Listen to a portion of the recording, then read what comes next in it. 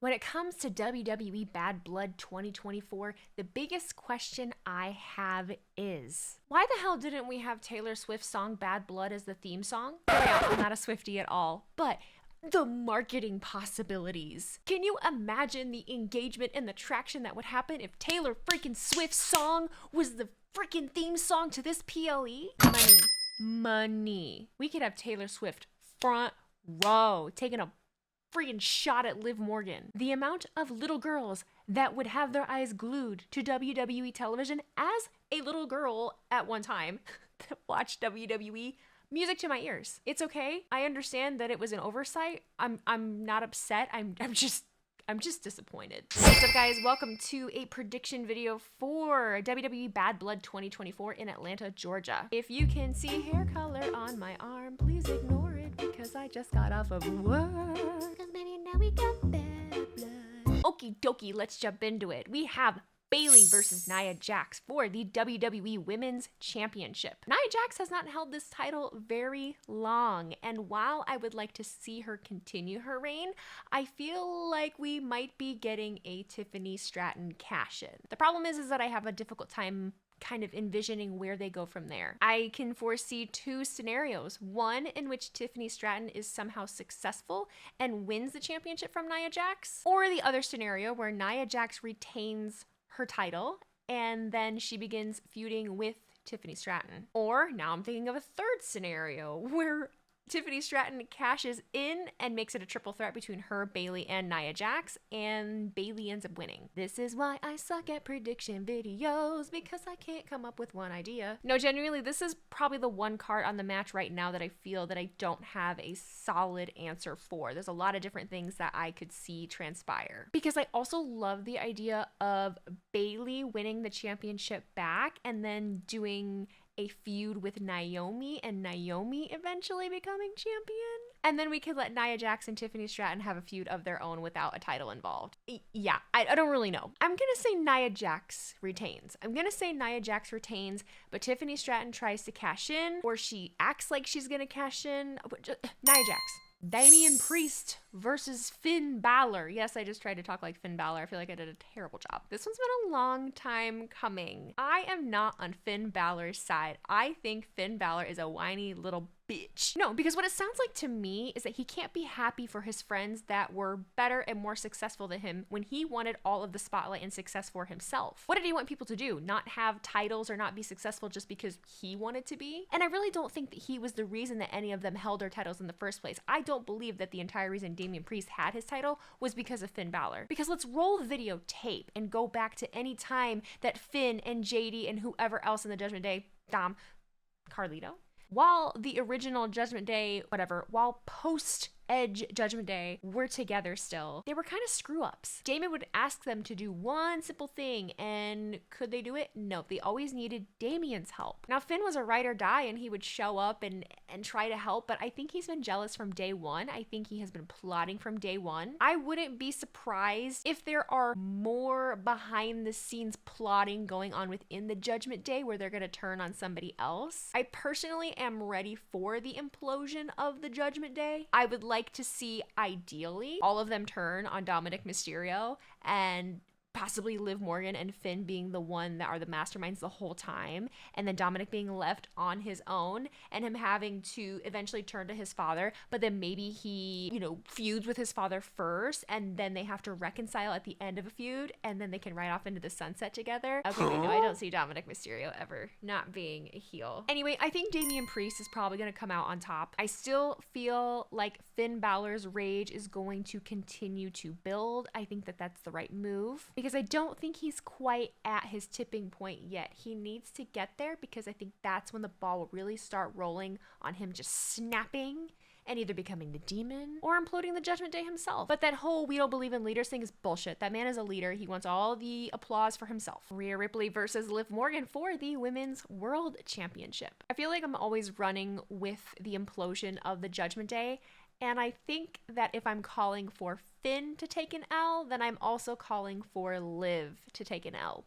The last few weeks, the Judgment Day has been very strong. They have put on a really, really strong suit when it comes to taking down Rhea, taking down Damian, and looking very dominant. No pun intended on the dominant word, dominant.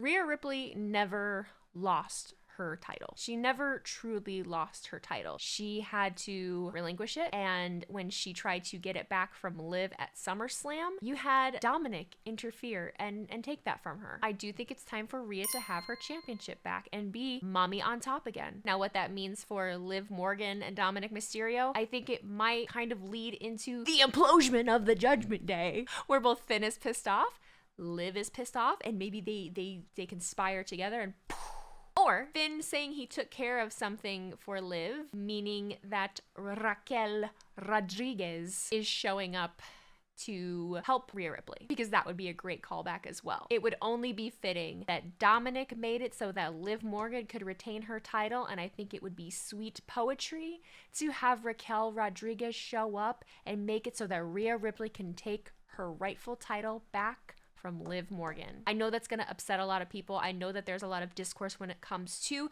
the conversation of Liv Morgan and Rhea Ripley, but I really need you guys to understand that this is wrestling. This is a TV show. I love Liv Morgan as a person. I have nothing wrong with her. I am very proud of her. I applaud her for scratching and clawing her way into the business and doing things the way that she has, because she was not handed everything. She worked very hard for it, and she was a sponge, and she soaked everything up from people around her to get to where she is. So before you come at me talking shit about how you hate Liv Morgan, no the fuck I don't. I just think that Rhea Ripley is winning, and those are the reasons I gave you why. Moving on, we have the Hell in a Cell match of CM Punk versus Drew McIntyre. I think it's impossible for me to not be biased in this, because on stream, if you watch my streams, you know I am anti-Drew McIntyre. Again, I feel like I have to add that aside.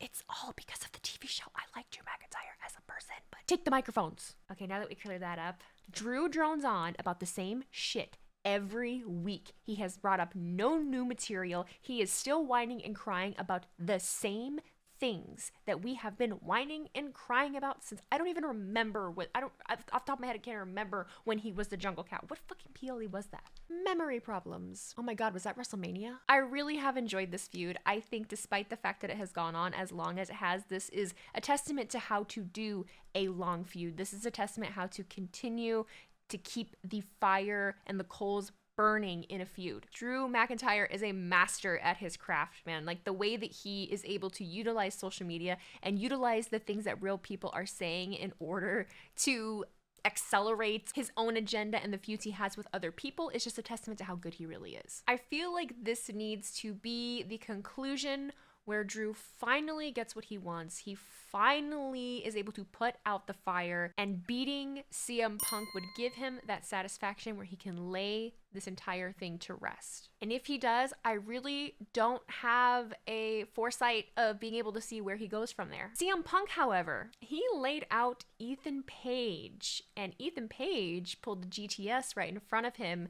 during his match for the NXT title, right in front of him. Is it possible that we see Ethan Page interfere in the Hell in a Cell match? I don't know. I haven't been on the internet all day, so I have no outside influence of seeing what other people are saying, so take everything I'm saying today with a grain of salt.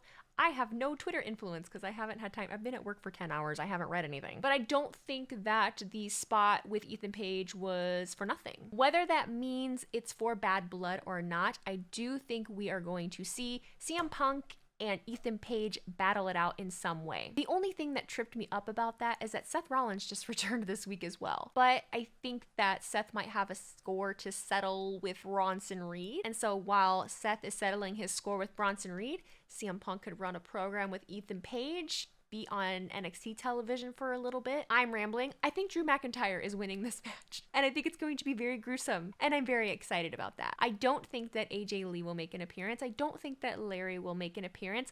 I would love that, but anytime the internet says, oh, I think this is happening, it never happens. And I don't think AJ is the type to just give the people what they want just because they want it. All right, we have Roman Reigns and Cody Rhodes versus Jacob Fatu and Solo Sikoa.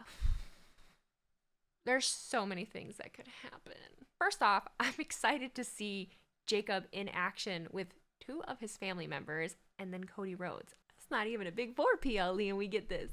something big has to happen, right? Somebody has to show up. Somebody has to interfere. There has to be some kind of addition to this match. I don't see Roman Reigns and Cody Rhodes working together for a long time. I also don't see the new bloodline disbanding just yet. So let me rattle off my thoughts. My first thought is that Jacob Fatu turns on Solo Sikoa and aligns with Roman. I don't know why that I felt that way since the beginning.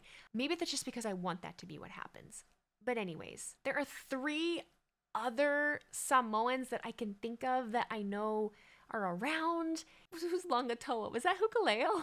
We still have Jimmy Uso that's out. There was another Anoa'i, and then we have Azilla. I'm sure that there's more. But Wheezy, this so-and-so's not signed. I know, just let me rattle my thoughts, okay? We also have the final boss still out there roaming about. Ignoring all of that and just the match itself, I think it makes sense for Cody and Roman to come out on top. Now I'm wishing that I would have read Twitter and maybe had some ideas thrown at me. I did have a lot of people asking if I thought that Cody Rhodes was going to turn on Roman at some point in the match or at the end of the match. Yes, that's a possibility, but for what reason? What reason would Cody Rhodes have to turn on Roman? Because that, for me, would mean that Cody Rhodes is making an ultimate heel turn just on his own. And then we have heel champion Cody Rhodes. And what do we do with that? Is it possible that we're gonna get the final boss? The final boss can show up and insert himself. And then we finally get this War Games that everybody has been talking about and speculating about, and I can't even decide who is on what team for this War Games. Does the final boss wait until this unofficial War Games match? But I do think all roads lead to the final boss showing himself, because we have unfinished business with him and Cody Rhodes. We have unfinished business with him and Roman Reigns. But this is Bad Blood. I think that we're gonna get the supporting characters. I just don't know who those supporting characters are. God, this one's really wrecking my brain. Roman Reigns said that Cody Rhodes is in his way. Could we see a setup? Could we see Roman actually be the one to turn on Cody within the match? I don't even know that I can make a prediction, because now that I'm talking in circles, Roman could try to play mind games with Jacob, because I think we've even seen that Solo knows that Jacob is the star, that Jacob is stronger than him, better than him. Roman could very well claw himself into Jacob's psyche. I don't fucking know. I'm gonna say that Roman and Cody are winning and that we're gonna have some kind of outside interference, but I don't know what that interference is, and I want you to tell me in the comments what you guys are thinking, because I don't know how long I just rambled about that, but my brain hurts thinking about it. Again, I haven't been on the internet today. I try to stay away from too many scoops or dirt sheets, so I haven't seen too many rumors. But let me know in the comments, just in general, what you guys think. I am personally enjoying the shorter cards, the fewer matches. I know that's a point of contention in the community to talk about, but I personally am enjoying it. I am a tired bitch, and I like being out of there within just a couple hours. And this PLE, I think, starts at 6 p.m. Eastern, so wham, bam, thank you, ma'am. I will be live here on YouTube and on Twitch at 6 p.m. Eastern, if not a little bit before, and we can watch along and talk about the show and stuff. And if you have any other things to say, please let me know. But be kind, be nice, be good to people. Go Lions, one pride. I'll see you guys Friday. Bye.